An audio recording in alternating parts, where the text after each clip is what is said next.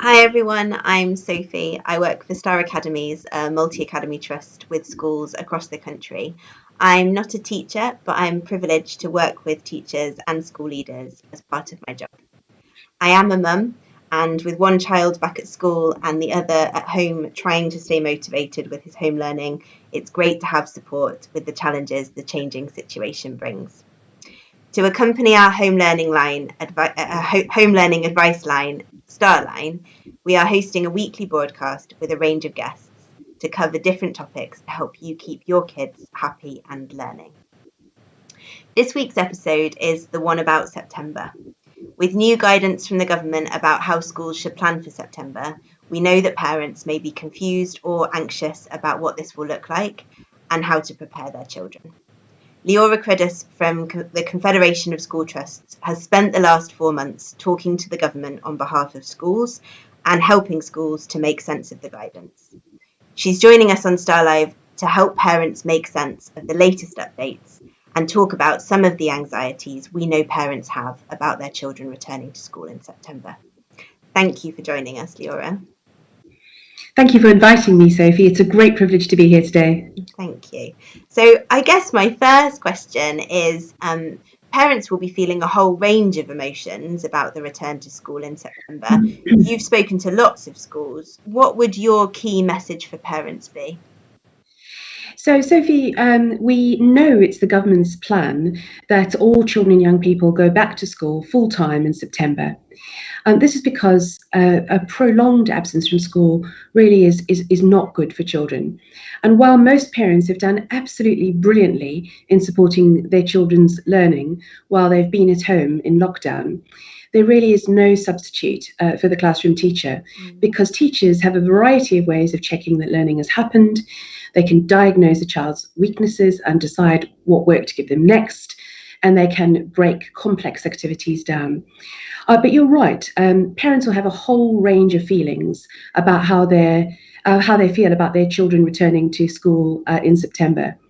So I think some will be feeling relieved and happy that their children are going back to the structure and routine of school, that their children will be seeing their friends, and that they'll be learning their lessons. But I think others will understandably be feeling worried. And I completely understand that parents will be worried that their children will be safe. So my key messages to parents are, firstly, communicate with your school, talk to your school, tell them what you're worried about, and talk to them about what they are planning to do to keep your child safe. Secondly, talk to your child. So they might be worried too. Don't brush their concerns, their fears, and potentially their anxieties under the carpet. Really important that we open up conversations with them. And thirdly, find out a little bit more information. So the government has published guidance for parents called What Parents and Carers Need to Know. And it's a fairly comprehensive set of things that you can do as parents. That's great, thank you. And we'll include a link to that parents' guide under the video so that it's easy to find. There's a real variation in messaging out there, and I, as a parent myself, I think it's hard to know what, if anything, I should be worried about. I know, Sophie. I mean, I think it's been really hard for parents to work out who and what to trust. So when schools opened more widely for some year groups, for example, year 6, lots of people started to say lots of very different and confusing things. The government said it was safe for those children in those year groups to return to school. But lots of other people in important positions started to say it wasn't safe. It was too soon to return to schools. One group of scientists appointed by government said it was okay to return to school, and another group of scientists said it was not okay to return to school. Likewise, some local authorities said it was safe, and others said it was not. So this caused a lot of confusion. It caused a lot of confusion for teachers, let alone for parents. It was hard to know who to believe. So it's really important that this doesn't happen in September. But I'm pleased to say that almost everybody now is saying that really children should go back to school in September. But this doesn't answer your question about what parents should be worried about. So, of course, as parents, we worry about our children constantly, and all aspects of life have risk. So, the first thing I say is completely normal to be worried. I think my advice would be to turn those worries into really concrete statements. So, things that we can do some things about. So, I am worried my child will catch the coronavirus. That's a really concrete statement. Then I can find out what I should do about this worry.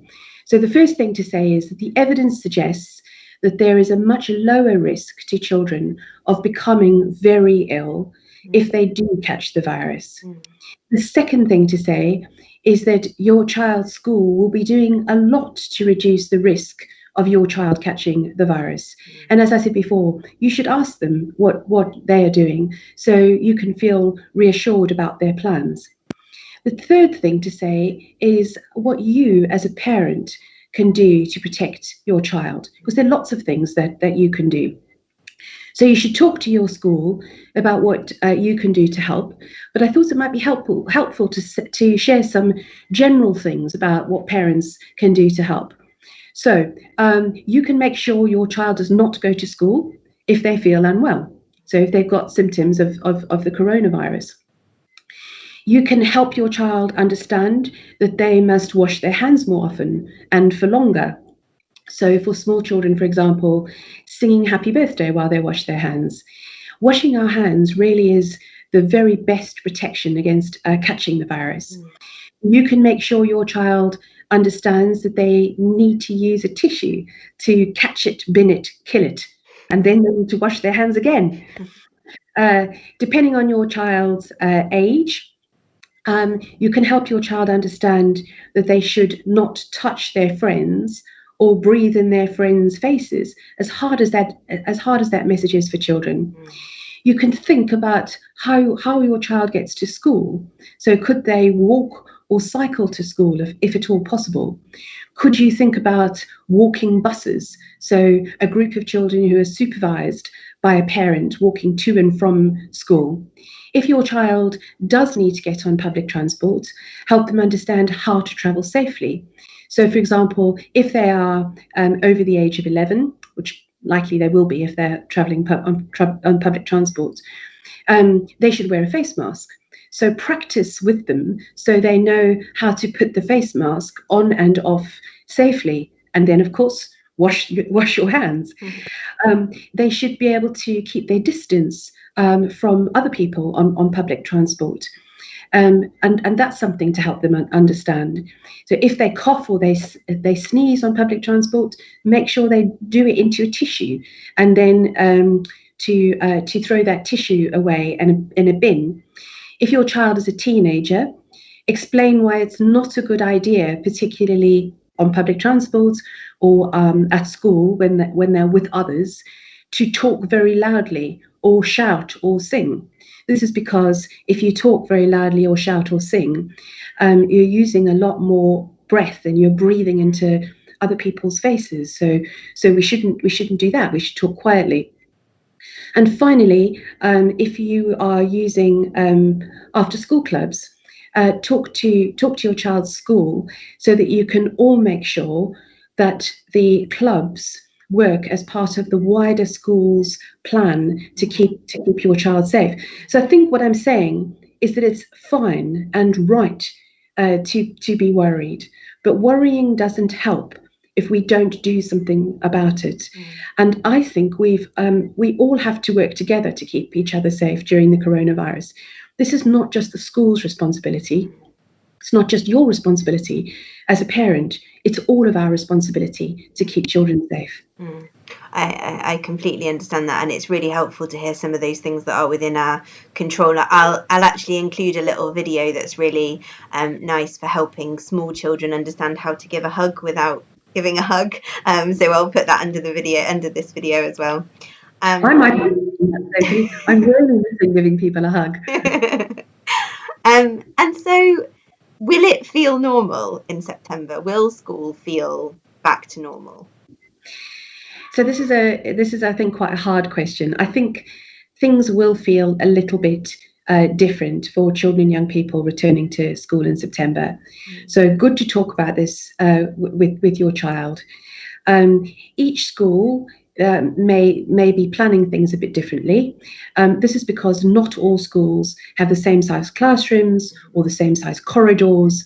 Larger schools will have different arrangements from smaller schools.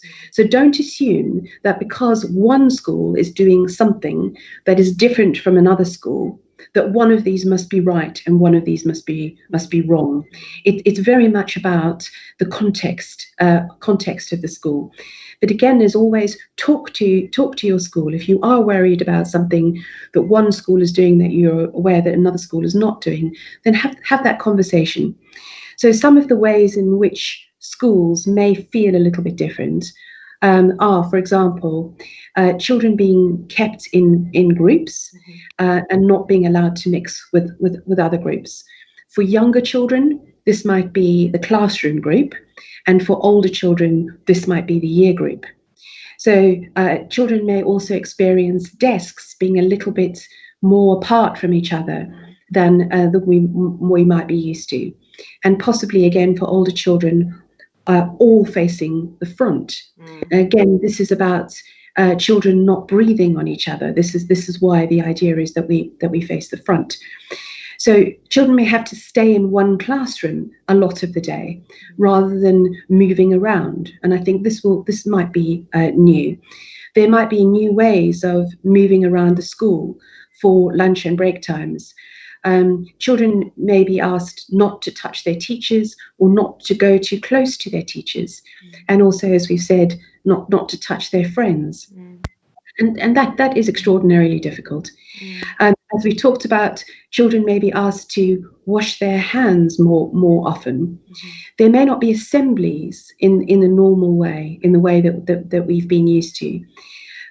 Some sports might not take place, like rugby and football, for example, because this involves children getting very close to each other and touching each other. And music lessons might be a little bit different. And again, this is because singing or chanting or playing a wind instrument involve breathing in close proximity to each other, which, as we know, is a risk. So singing and wind and brass playing will probably not take place in larger groups, like school choirs and assemblies, which is what we've been used to. So don't forget to talk to your child about this. Explain how school might feel a little different and why this is. And if they're worried, try to listen carefully and get to the bottom of specifically what they're worried about, and do as much as you can to reassure them that it's going to be okay. Yeah, that's really helpful. And I think also talking to them about what will be the same. They will still have the opportunity to learn from a teacher who cares about their development. They'll still be around their friends, which a lot of them won't have been for weeks. And so it will feel different, but there will be some of the really best things about school will still be the case. Absolutely right. And we've seen as so some groups of children have returned to school. So children in reception, children in year 6, children in year 10. We've seen extraordinary delight for children to be back in school, back in the routine of school, seeing their friends, learning their lessons. There's been a lot of joy and excitement about that. So you're absolutely right, Sophie. We need to celebrate everything that's good about school and everything that will feel normal, while we also explain to children what might be a little bit different. Yeah, absolutely. Well, thank you so much for that, Leora. It's so helpful. And I know, as a parent of 2 primary age kids myself, with one at school, one not yet at school, it's a minefield, but it's really helpful to understand what it will look like in September. We're really pleased to have been part of the response to the pandemic and have felt privileged to support so many parents and carers at this challenging time. StarLine is still here to help.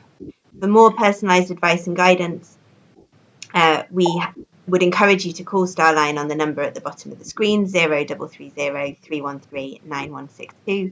You can contact us via our website at starline.org.uk, and you can find us on Facebook. Just search for StarLine Helpline. in the meantime, we look forward to seeing you in the future, and stay safe.